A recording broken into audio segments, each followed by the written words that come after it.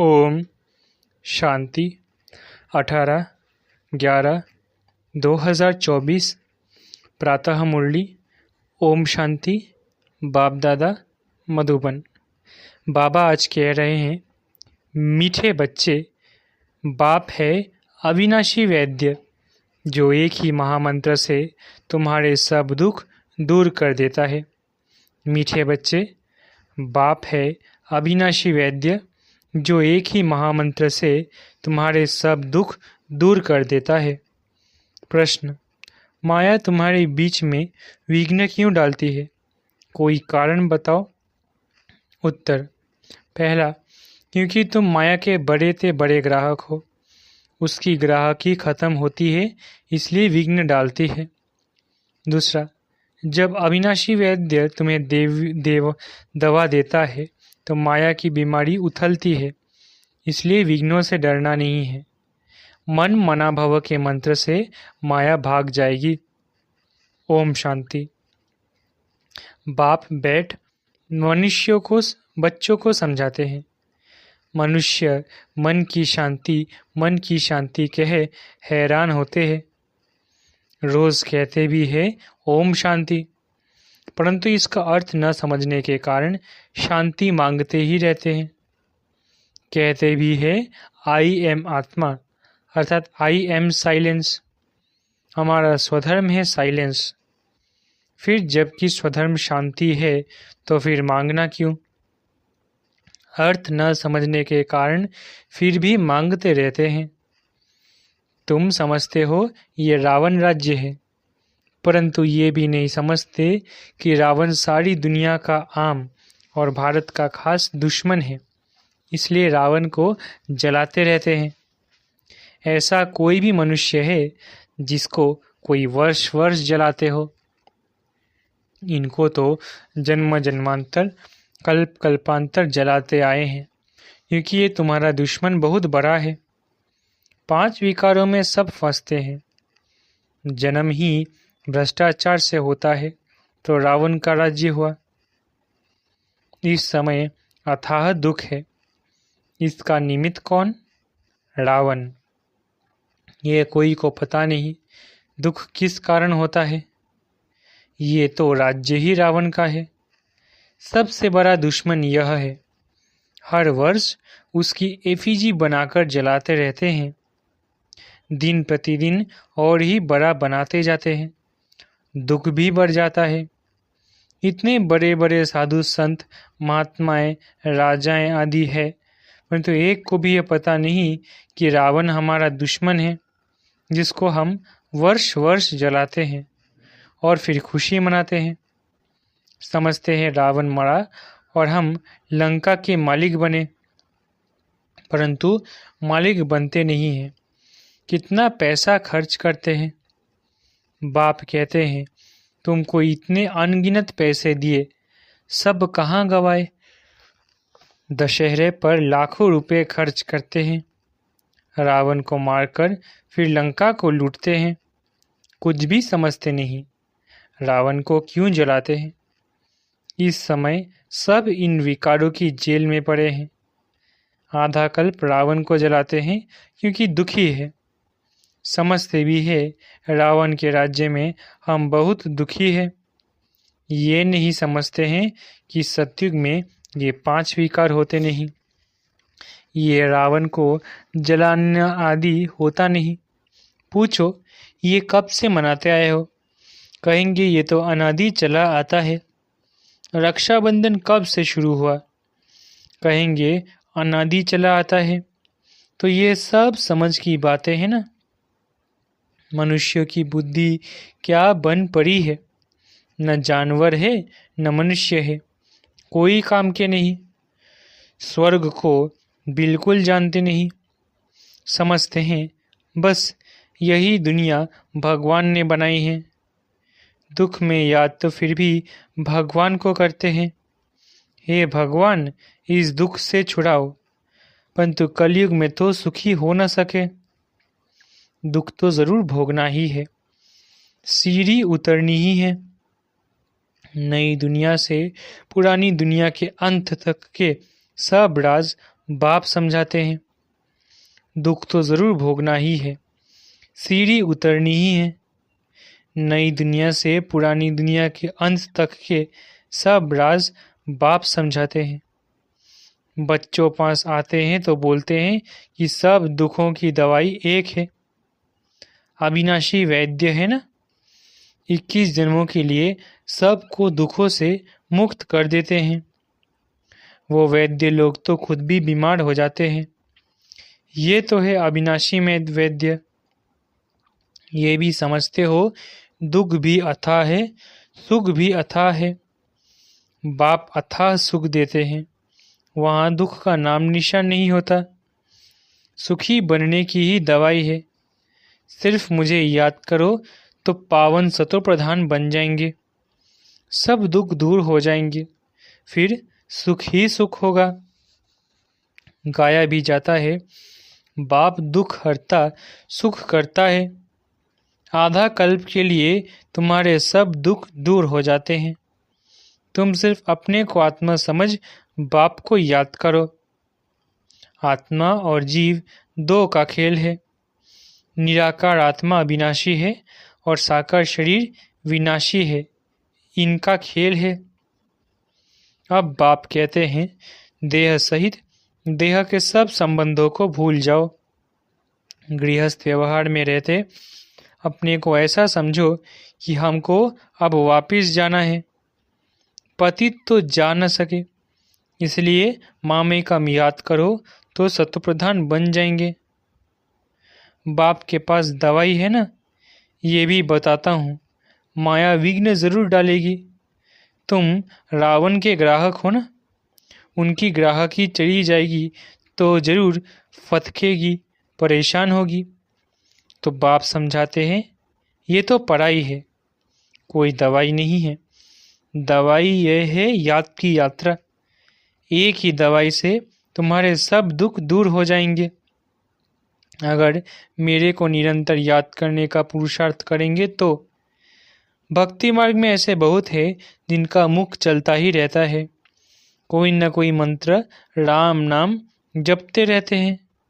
उनको गुरु का मंत्र मिला हुआ है, इतना बार तुमको रोज जपना है। उनको कहते हैं राम के नाम की माला जपना। इसको ही राम नाम का दान कहते हैं। ऐसी बहुत संस्थाएं बनी हुई है। राम राम जपते रहेंगे तो झगड़ा आदि कोई करेंगे नहीं, बिजी रहेंगे। कोई कुछ कहेगा भी तो भी रेस्पॉन्स नहीं देंगे। बहुत थोड़े ऐसा करते हैं। यहाँ फिर बाप समझाते हैं, राम राम कोई मुख से कहना नहीं है, ये तो अजपा जाप है, सिर्फ बाप को याद करते हो। बाप कहते हैं, मैं कोई राम नहीं हूँ। राम तो त्रेता का था, जिसकी राजाई थी, उनको तो जपना नहीं है। अब बाप समझाते हैं, भक्ति मार्ग में ये सब सिमरन करते, पूजा करते तुम सीढ़ी नीचे ही उतरते आए हो, क्योंकि वो सब है अनराइटियस। राइटियस तो एक ही बाप है। वो तुम बच्चों को बैठ समझाते हैं। ये कैसे भूल भुलैया का खेल है। जिस बाप से इतना बेहद का वर्षा मिलता है, उनको याद करे तो चेहरा ही उनका चमकता रहे, खुशी में चेहरा खिल जाता है, मुख पर मुस्कुराहट आ जाती है। तुम जानते हो, बाप को याद करने से हम यह बनेंगे। आधा कल्प के लिए हमारे सब दुख दूर हो जाएंगे। ऐसे नहीं बाबा कुछ कृपा कर देंगे, नहीं, ये समझना है हम बाप को जितना याद करेंगे उतना सतो प्रधान बन जाएंगे। ये लक्ष्मी नारायण विश्व के मालिक कितने हर्षित मुख है। ऐसा बनना है।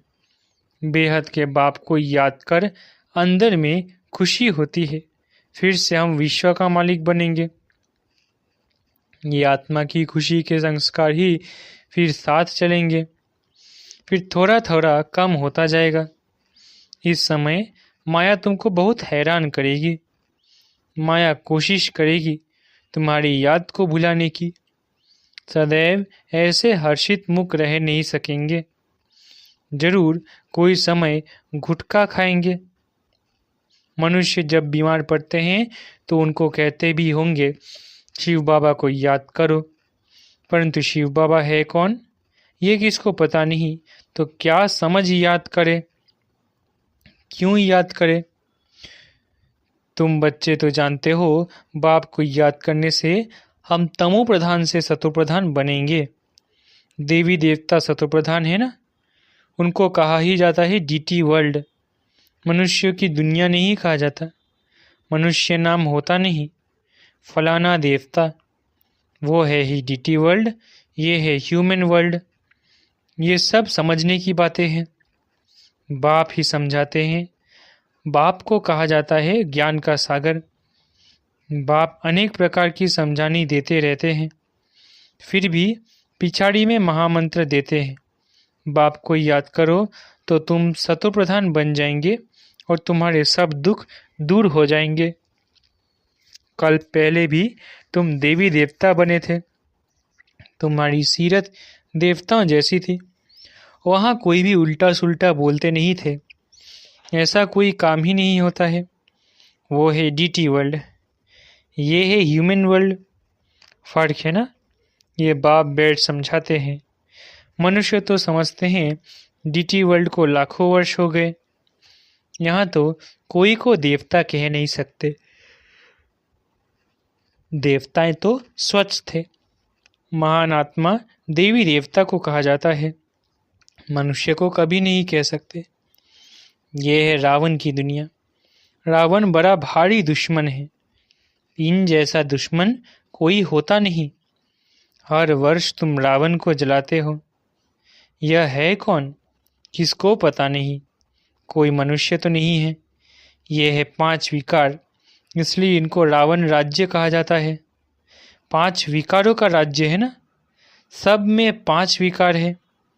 ये दुर्गति और सद्गति का खेल बना हुआ है।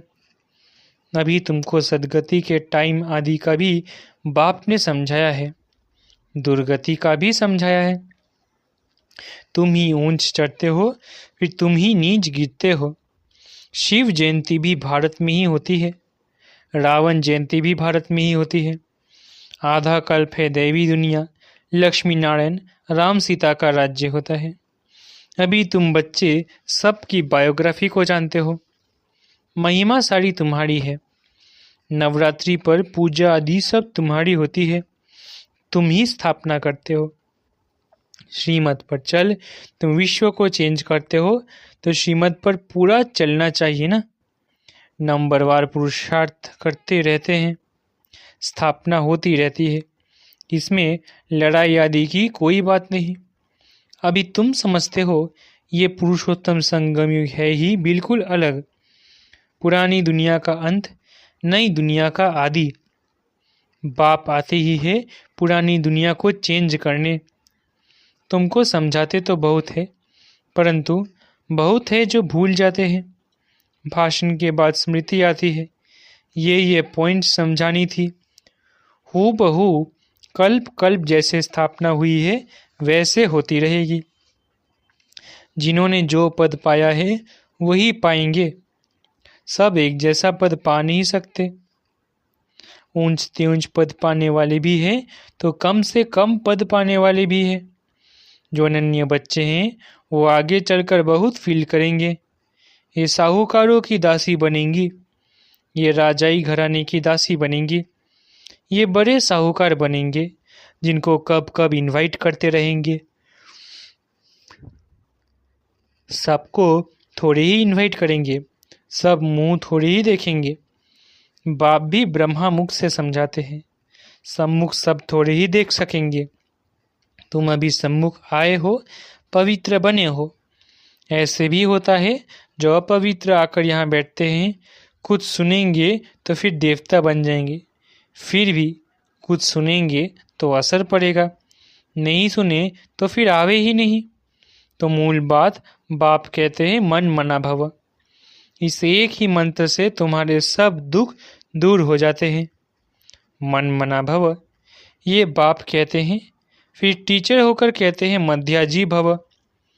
ये बाप भी है, टीचर भी है, गुरु भी है। तीनों ही याद रहे तो भी बहुत हर्षित मुख अवस्था रहे। बाप पढ़ाते हैं, फिर बाप ही साथ ले जाते हैं। ऐसे बाप को कितना याद करना चाहिए। भक्ति मार्ग में तो बाप को कोई जानते ही नहीं, सिर्फ इतना जानते हैं भगवान हैं, हम सब ब्रदर्स हैं। बाप से क्या मिलना है वो कुछ भी पता नहीं है। तुम अभी समझते हो एक बाप है, हम उनके बच्चे सब ब्रदर्स हैं। यह बेहद की बात है ना।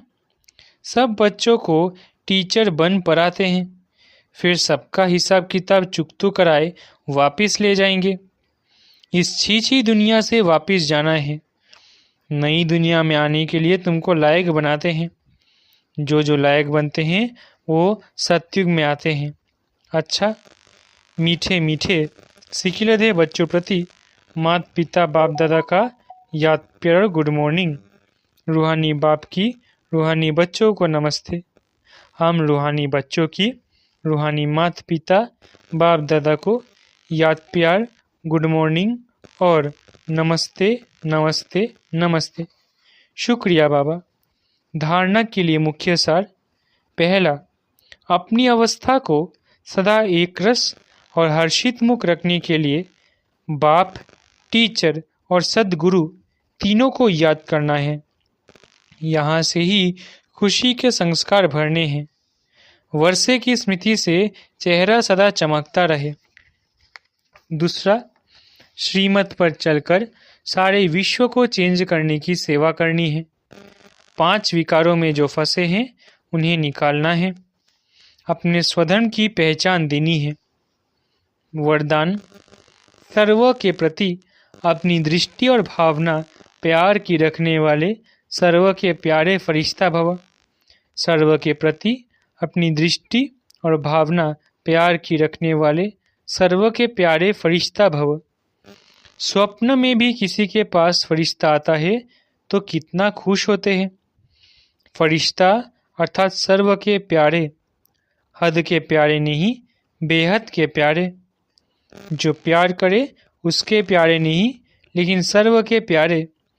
कोई कैसी भी आत्मा हो, लेकिन आपकी दृष्टि, आपकी भावना प्यार की हो, इसको कहा जाता है सर्व के प्यारे।